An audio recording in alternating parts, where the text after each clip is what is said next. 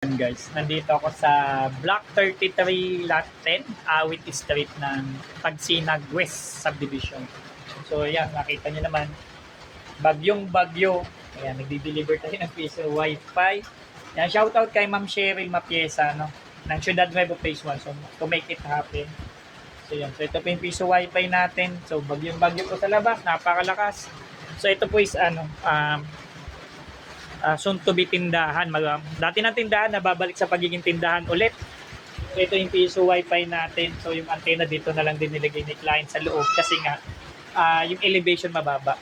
So ibig sabihin, kahit sa ilagay siya sa labas, abot siya ng tao, baka naman daw manakaw yung kanyang antenna. So yun, so yung client ay na-inform ko na sa admin and client portal. So well-informed na siya. So isasenda ko na lang din siya ng tutorial. And then, ang naging problema lang namin, naaampiyasan lang siya dahil talakas ng ulan talaga sobra. So, unpredicted yung ng hangin. Kaya nag-ano siya sa iba-ibang direction. So, yun lang naman. So, working na to. Ayan.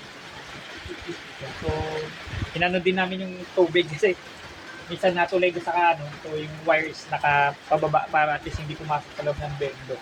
So, sa mga taga Pagsinag West, no, Awit Street, Block 33 Lot 10, dito kayo mag-Wi-Fi. May GCash na din sila. Soon to be, magiging tindahan na rin ito. So yun, maraming salamat po. So kay Ma'am Mabi Tamusa. So yung maraming salamat po sa tiwala, no. So ingat-ingat po tayo sa atin sa paglabas. So talagang malakas po ang ulan. Ayan, kita nyo naman. Sumugod lang po at sinaglit lang po yung client ni Ma'am Sherry.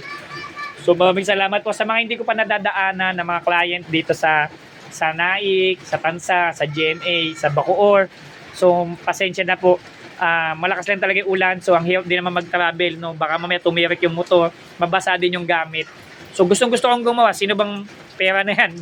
Kumbaga sa amin, kayang-kaya naman namin gawin yung paggawa. Ang problema kasi natin, guys, ay masama yung panahon. Mababasa kami, pwede kami makadisgrasya, pwede kami magkasakit, no? Pwede kami so yun lang. Baka mamaya mas malaki pa yung masira sa amin.